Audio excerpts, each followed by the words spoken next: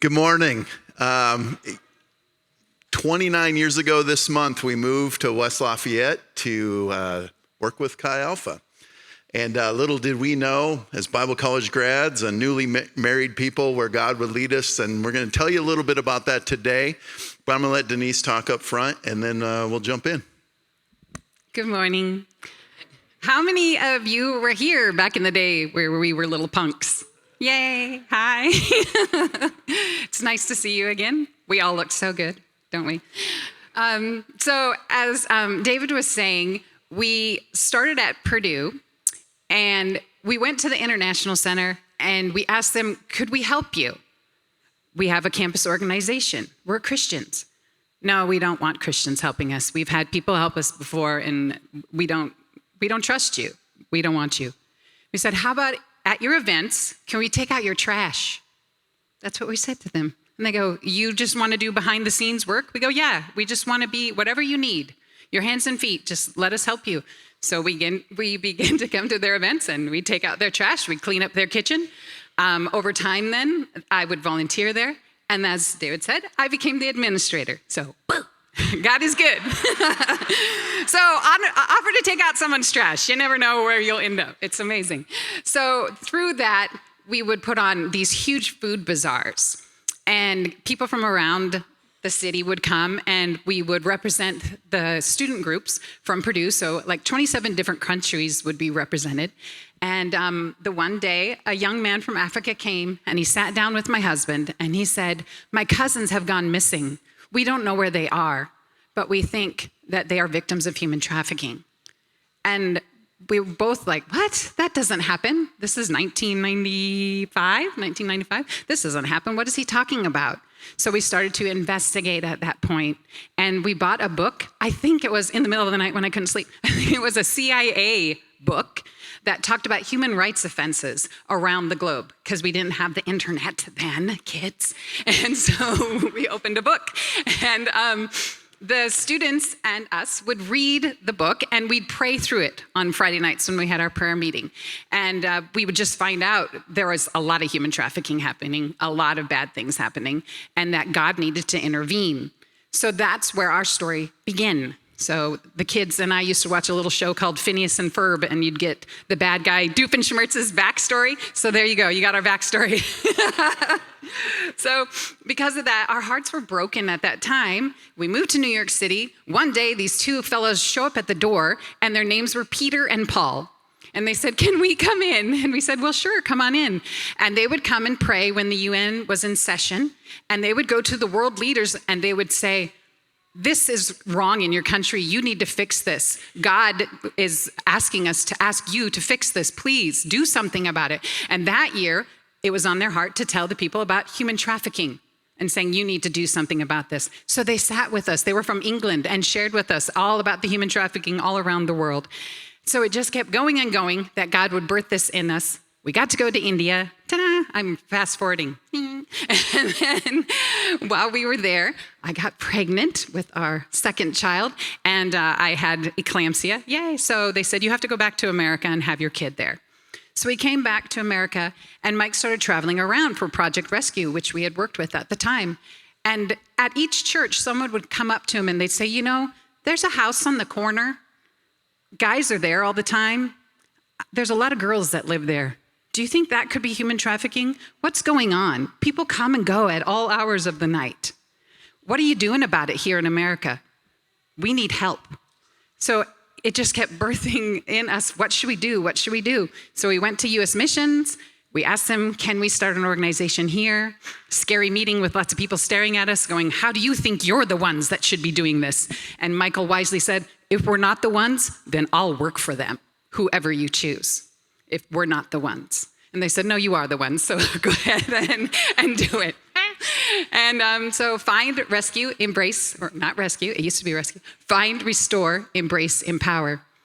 The reason why we changed rescue to restore, the R, is because survivors, they don't identify as a victim, survivors of human trafficking. They don't say, I need to be rescued. In fact, they go, you don't need to rescue me. I don't need anything from you. So we changed it instead to say, we're going to restore their souls with the help of God instead of rescuing them so that they feel empowered. What else do you want me to say? So we're in New York City then. We worked there a few years, and we found out that it was very expensive to live there. And we said, who can we get to join us if they cannot afford to live in New York City and help us with human trafficking? And at that point, we looked at each other and said, what city would make sense in America? Vegas. So we moved to Vegas, and we've been there since 2010. And through that move, the group has grown immensely. Different people have joined our team around the country as well. And Michael, step by step, almost like taking out the trash, has offered services to people in the valley. Vegas is a place where no one trusts each other, where your face really is closed when you walk around. When we went to Purdue campus to just show her around on Friday, our daughter Veronica, we were both surprised at how open everyone's faces were, how they looked you in the eye and didn't look like they'd like to bam you upside the head. Because that's how it is in Vegas. People are tired. Someone's always on the take, and they need Jesus. So there we are in the midst of them. It is hard. And this morning I heard you say in prayer, you need perseverance and tenacity. You need to be tenacious. And that really spoke to me. We were talking last night with the board members and saying that when we get the girls out, often they go back. There's so much trauma they've gone through. Their brains have been changed from that trauma that they go back to it over and over again. You get them out, they run away and go back. So somebody asked, how do you keep doing it? How do you keep going back and helping them? Don't you just want to give up on them? God doesn't give up on us, does he? We screw up constantly, at least I do, and he doesn't give up on me. He is tenacious, coming after me, seeking me. And how dare I or our team give up on someone when they want to come back? God is so good. Anything else? I think I'm good. All right, enough crying for today. Let me get back here.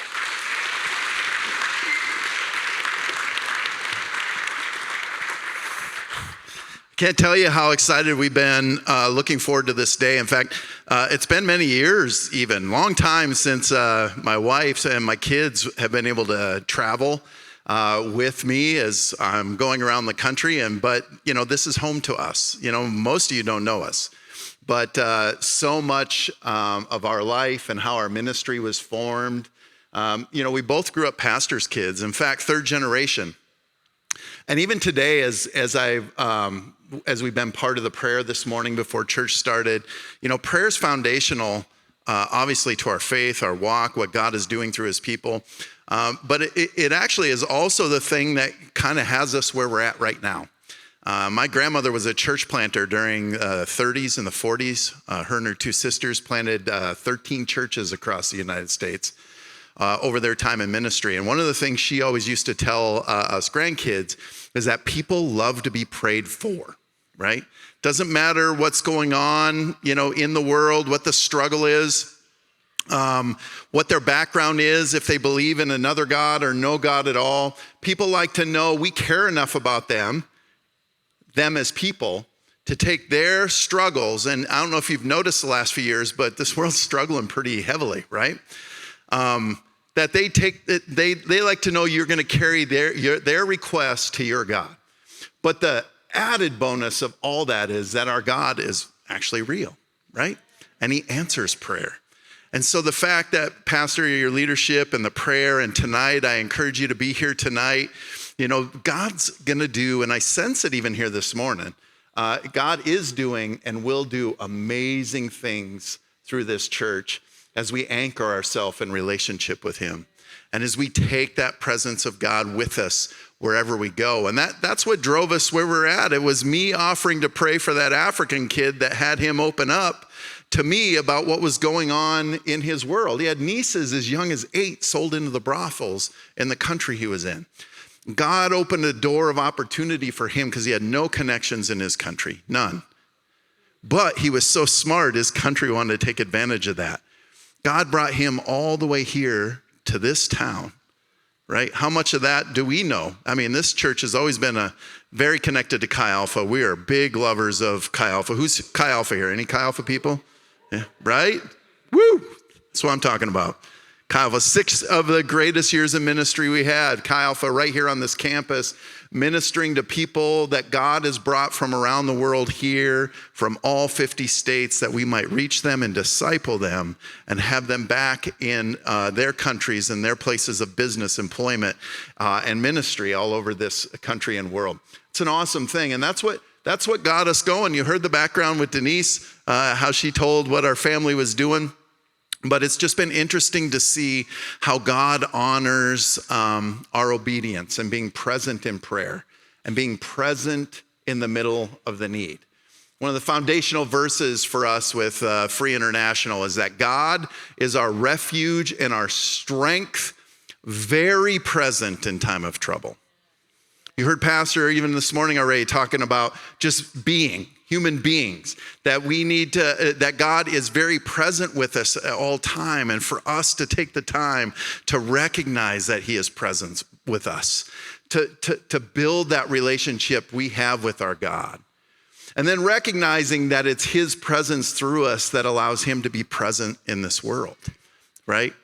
Wherever we are, God is present in the world through us, his people. God is our refuge and our strength, very present in time of trouble. And when we were looking at ways to really launch this ministry at the time, for us, it seemed we weren't pursuing novelty or uniqueness, but we didn't really know where to go to learn or figure out how to do this type of work. We knew it was a big problem. In fact, if you've been at all seeing information on human trafficking, what's going on. It's the second largest criminal enterprise in the world right now, only behind drugs, and actually growing at a faster rate because people are reusable, right? Drugs you can use once. It's like the coffee you drank this morning, right? Beans get picked, ground, put in the water, you drink it, you take your disposable cup, throw it in the trash, and they got to repeat the process over again. But with human beings in our country, and a lot of the young ladies we're working with and families we deal with, they can be used over and over and over again. It's a problem, right? It's economically the second largest criminal enterprise, $150 billion a year made on this. But I'm not a guy who runs around and touts stats, because ultimately God cares about the one who's being exploited. He cares that he has called us out of darkness as a people into light so that we might be light to this world. It's his strategy in this world, right? You heard the altar talked about today. A lot of the churches I'm in anymore don't even have an altar place. I don't say that cynically. I'm just saying it's not something that's on our radar as churches. But I often, I decided to follow Christ at an altar just like this. And sometimes I wonder, why God didn't just take us out of this earth once we said a prayer to him and just throw us right up into heaven. Boom, you got it right. Ace the test, you're out of here, right? Well, the reason he hasn't done that is because he wishes that none should perish. None. Whether that's a professor in a classroom over here at Purdue University, a businessman in the middle of New York City in a high rise, or one of the young ladies in a legal brothel of Nevada, God wishes none should perish. And he uses us, kingdom builders, to be present, close to God, in relationship with God, being in close proximity and relationship to him at all times. So we bring that in the middle of this world so that none will perish. And we were groomed on that philosophy and mindset through our grandparents and our parents. And it was what just led us this direction. Once you start saying yes to Jesus, it's kind of interesting to see where he takes you. We didn't have any classes in Bible college about how to minister to traffic victims.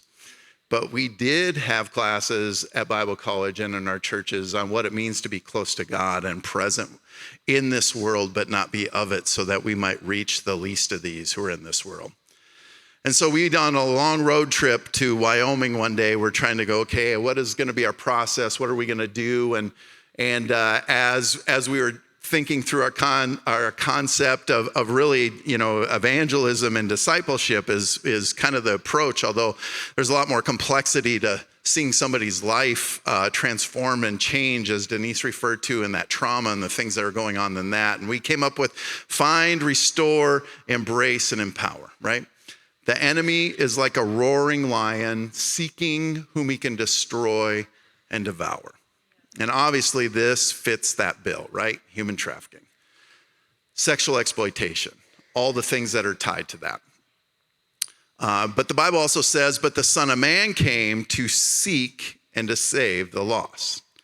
The enemy seeks to destroy, but the Son of Man came to seek and save the lost. And as I referred to earlier, once he died, rose again, and elevated into heaven to intercede on our behalf, he puts his Spirit with us, that now we are the seekers of those who are lost. We become the seekers of those to bring the love and gospel of Jesus Christ into people's lives. And, when we were in Southern Asia, it wasn't hard to see the exploitation that was going on there. We could be in demarcated areas of those cities that had 12, 15, 100,000 young ladies being sold every night. Wasn't hard to see. But it was really hard to figure out how to navigate that. How do you minister in the middle of that need and get somebody out of that situation? When we came back to the States, it wasn't easy to see, right? We would look past it because, the history books tell us that slavery's not a thing anymore. We made it illegal, right? And so we look past maybe a lot of what's going on. And Denise referred to, being able to look in people's eyes and see what's going on, and how it was pleasant on the campus the other day as we walked around and people were greeting you. We base in Las Vegas now, although we have missionaries all over the country. And Las Vegas is an awesome hospitality town, but when people are off the clock, they're not very hospitable, right? If there's a tip involved, boom, we're as friendly to you as possible. No tip involved, then get out of my way, right? Which, we saw in New York as well. This world is harsh. You're really just trying to get from point A to point B. When we were in the red light districts of Southern Asia doing work, you could just see there was no, people had given up, right? They believed their fate had been sealed by what they'd been forced to do, or maybe a past life because of their theology. They believed they deserved this because of sins from previous things before, and there was no life in those eyes. And you come back to the States, we do pretty good at putting our best face forward, right? It's hard to figure out what's going on as you interact in the lobby or as you're walking around a campus. We hide a lot of things that really need to be healed, right? We push that stuff down. And so we had to figure out ways to engage with this issue here in the United States. And so we early on connected with a man named Brad Dennis, who's now our national search director. It's funny what God does in taking all of our different skill sets and utilizing it for the kingdom of God as we lay it at the altar for him to use, right? Brad is a retired Master Chief in the Navy. He was the first intelligence officer the Navy ever trained to embed with the Navy SEALs on the front line around the country. And in the process of that big skill set and all that work, God changed his path and saved him, restored his marriage, and put him in the middle of these search and rescue situations of a kid named Polly Klaas back in the 90s that changed the direction of his life. And now he's one of the premier, if not the premier, search and rescue person in the country. One of the biggest skill sets I've ever seen, one of the smallest egos I've ever seen, but a huge, monstrous shepherd's heart who recognizes the church as God's chosen agency to reach this world. What's not to like about that, right? And so he had started a Super Bowl outreach that he was going to attach to searching for missing kids. A large percentage of the traffic victims in our country are really tied to system kids, those who have run away because they're either running away from something, they're running to something. And so he mobilized in Miami, went down, they got all the missing kids in Miami that from Miami Vice that had been missing at least 3 months and were likely under somebody's control, like a pimp. And we mobilized, what was there, about 80 people, Denise, in Miami, different college and career groups down there that came and worked with us. And over the course of 3 days, we cleared 3 precincts worth of missing kids off the books completely, and 8 traffic victims were recovered for the glory of God, right? How awesome is that, right? Since that year, we've been doing big searches at all the Super Bowls and started doing an annual Super Bowl outreach in Las Vegas. In 2017, just so happens the Super Bowl is going to be in Las Vegas this year. But last year at our big search, we were given 63 kids to look for during that big search. All of them in the worst of situations, 63 kids. And over the course of that big search, we mobilized about 300 people from our churches in the city over the course of a few days, and we found 48 of those kids for the glory of God, right? Amen. People often go, how did you find so many kids? You're like, well, we were looking for them, right? You're not going to find what you're not looking for. And so God has just put such a broad range of skill sets on our teams, people doing so many amazing things that allow us to partner with the local church, because I believe that's what God has blessed with F.R.E.E International, is our understanding that the church, capital C, in a pragmatic sense, little c, the local church, really is God's agency to reach this world. So as missionaries, how do we work with local churches to identify those who are being exploited right in our midst and be able to create opportunities to see their lives restored on the backside? Because, man, you could find 1 million kids, and we don't just work with kids. You know, we've worked with women almost in late 50s going into their 60s. But when their exploitation started, it started when they were 14, 15 years old, right? Whole lifetime of this exploitation. Whole lifetime of people God had entrusted this life to who had exploited them or ignored them. Broken community, struggles in that midst. In Las Vegas, where we base, we have these weekly rental places all over the city. They're all over. Thousands and thousands upon 10,000s of people in Las Vegas live in this week-to-week rental situation.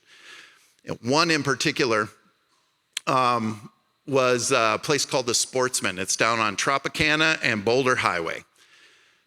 And we started to look at this place and work with our churches in that city to find a way to be consistently present on that property. There was about 1,000 units on that property. 3,000 people lived there. 2,000 of those people were under the age of 18, and it had the highest violent crime rate in the state of Nevada on this one property. So for the most part, people were avoiding this vulnerability, these areas of vulnerability. And so as a missions organization, we began to work with the local churches to be consistently present about every couple weeks, flipping pancakes in the morning on Saturday, and bringing kids ministers in to minister to the kids in that neighborhood, to being a real presence, to pray with people, right, to get their stories, to build trusting relationships. Week after week, we would do this with these churches, and we were leading into a big search. A big search was going to happen, and we decided as a team, our team, we had about 50 people that come in for these big searches from around the country, missionaries, people from other small not-for-profits that kind of associate with us, like we're task force director on this stuff, and they came in, and we decided on a Saturday morning during the search to go back into this weekly rental place called the Sportsman and just spend a couple hours in the morning just ministering to the people again. We brought sandwiches, we were knocking on doors, offering to pray for people, telling our own testimonies, a couple guitar players singing and doing some worship in the middle of this really difficult place. At the end of that 2 hours, it's like, all right, we got to get back to the business at hand. Our big searches, we have these books that have all our kids in it. They go into the community from our church people. And we have our skill set people work in the back end directly with law enforcement. We work hand in hand with law enforcement and the social workers on all these cases. But we needed some coffee. We were out early that morning. Went across the street to the Starbucks. We all were very visible. We had search team shirts on, bright orange shirts. And we all ordered our coffee. There was about 25 of us in this Starbucks. And while we're waiting for our coffee, we got our order in. While we're waiting for the coffee, in walks these three girls in the front door of this Starbucks. And we look over and all their eyes got this big. And two girls on the outside pointed to the girl in the middle and said, "She's missing. She needs help." So our people started to go, okay, well, let's figure out what the situation is. Starting to talk to her. She was 14 years old. She was pregnant with either her father's baby or her pimp's baby, right? So she didn't have a safe place wherever she was, right? Home was not safe. Street wasn't safe. But she wanted help. So we began to help her get her story. We already had some things lined up to be able to do the so what on the backside. She wasn't one of the kids in our book, so we were trying to figure out all the stuff we need to figure out, for law enforcement in these areas. And not 5 minutes later, in walks this couple. Couple walks in, they see our shirts, and both of them instantly start crying. The mother, the woman, almost collapses on the floor. She's just blubbering. So we get over there, we're helping her, we scoop her up, sit her down, what's going on? She and her husband had been in town all week. They were from Virginia. All week long they've been in town because their 19-year-old daughter, who wasn't part of our book, but our 19-year-old daughter was in an unbelievably bad situation. They found out she was in Las Vegas, so they dropped everything, hopped on a plane, and flew to Vegas to go find her. They didn't even bring luggage. Now, I don't know about you, but if my daughter went missing and that was the story, it'd be the same with me. I couldn't get to that airport fast enough and find a flight there, right? They spent all week in this very difficult part of our city looking for their daughter. No luck. Couldn't find them, was getting threatened. All these things were going on.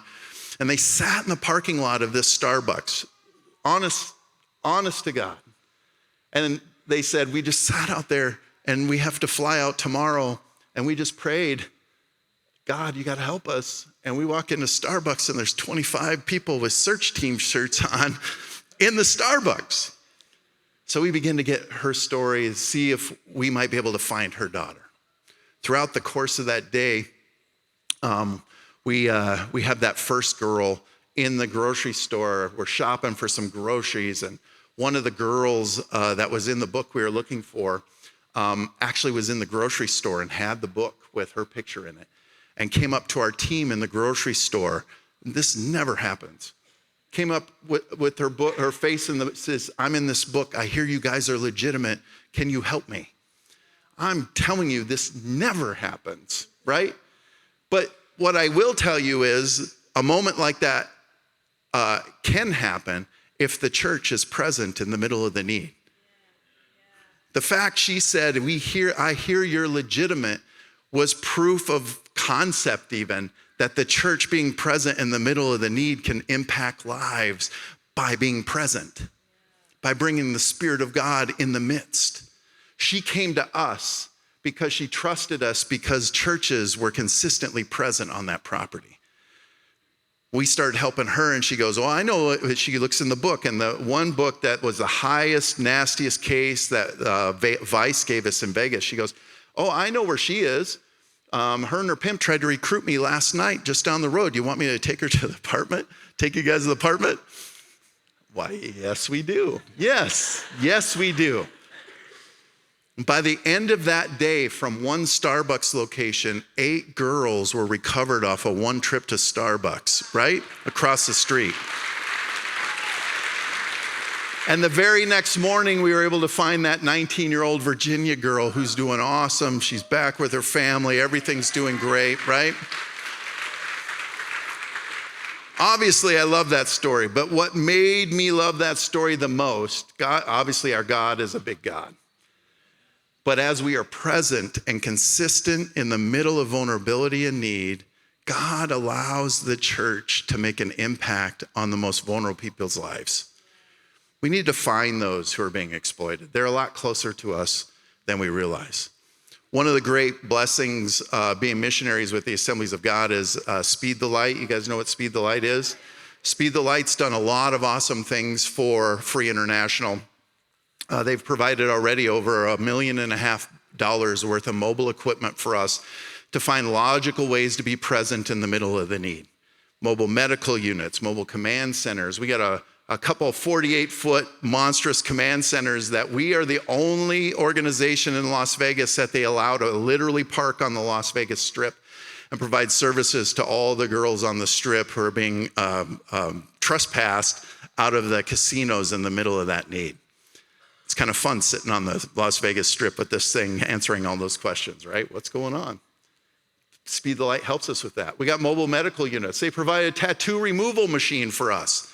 You're like, why do you need tattoo removal? Because those pimps will brand their girls on their face and on their chest because they want to declare ownership of this person to the world. I own you. And you know what? We know they're not owned by anyone, that they are created in the very image of God to declare his glory to this world. And the faster we can get that ink off them, the faster, it's not easy, it's not this simple, but the faster we can see them go through a healing process. They don't have to look in the mirror every day and see that idiot's name tattooed above their eyebrow, because Speed the Light provided a way for us to minister that great need to these girls. We need to find those who are being exploited, but we want to see their lives restored as well, right? Pastor talked discipleship today. There's a great verse. He brought us out of the miry clay, but he also set our feet on a rock to stay. We can't just find those and check out of the situation. We have to be very present in the middle of the need, not just with those girls and those boys in these situations, but their families as well, the environments they live in, because this doesn't happen in a vacuum. So one of the big things we do across the country with churches and around big churches and everything else is we create opportunity for churches to adopt these families and be present in the middle of the need.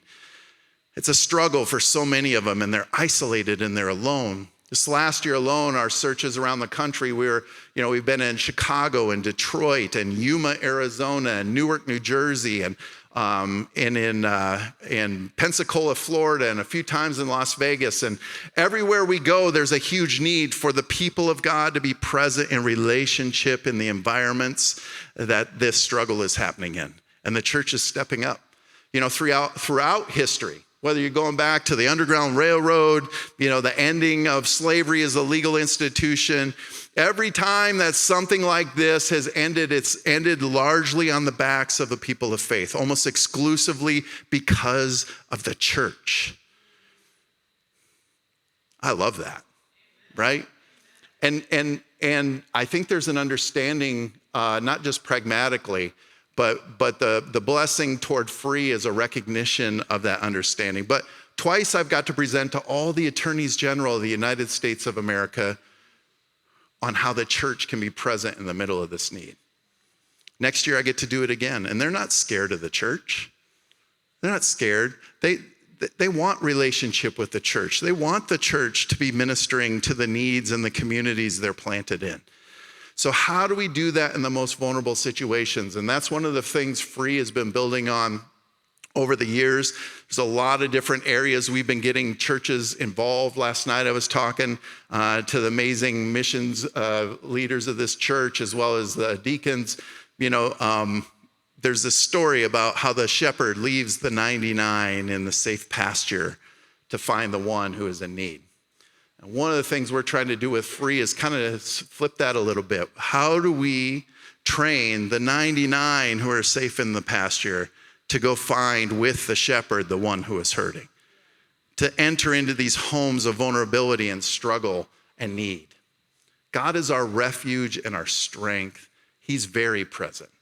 How can we be very present in our own families' lives, right? How do we limit vulnerability in our own homes by loving our families' dads as we should be and not being absentee, right? How can we be very present?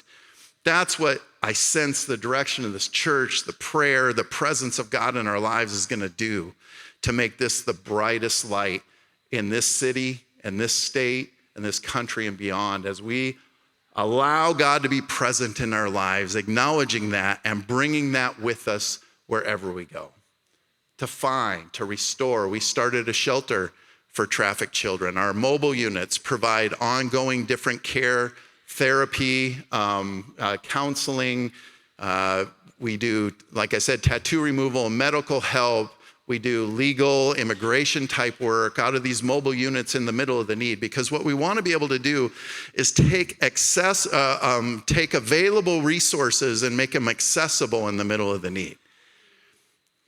This church has the available resources for so many things for this. How do we take the available resources of the church and make it accessible in a way that sees lives transformed? BGMC is also a thing that is blessing us this next year. Next year, Speed the Light is going to be giving us over $1.5 million in new equipment. And BGMC is giving us $500,000 to be able to do big searches all over the country. What we're going to be doing with that is looking at launching in up to 10 new cities, consistent day-to-day work with the missionaries that God is bringing to F.R.E.E International, working with churches all over this country. $2 million in their resources are going to allow us to multiply the churches present around this country into those very vulnerable neighborhoods where people are being exploited. We have to raise about $100,000 to be able to make that happen. And got about 500 new monthly supporters we're going to do to make that happen over the next 5 months. But we know God is blessed to this point. He's opened the doors of opportunity for us to minister and see law enforcement officers come to know the Lord. He's put us in relationship with Major League Baseball, where we've been in ballparks all over this country with baseball players who now do searches with our team, and pro athletes. But you know what? It's not the pro athletes, and it's not the baseball players, and it's not those people that's causing this to happen. It's the people of God and our churches present in the middle of the need. That vision started right here on this, in this church, in this city, as we were here that long ago, knowing the importance of the church to this world, to find, to restore, to embrace and empower those who are being exploited all over this country and around the world. God is multiplying these partnerships and collaborations we have. We're just starting a new partnership with Convoy of Hope. We'll be training all of their Convoy of Hope people the end of this month and spending a day in whiteboard meetings to discuss how we together can be present in all these cities around the country to find the one who is missing, who's being exploited, who's being trafficked, until they're all free. We have a hashtag that we use in F.R.E.E International. It's until everyone is free. But we changed it because we know how much God values each person, the one.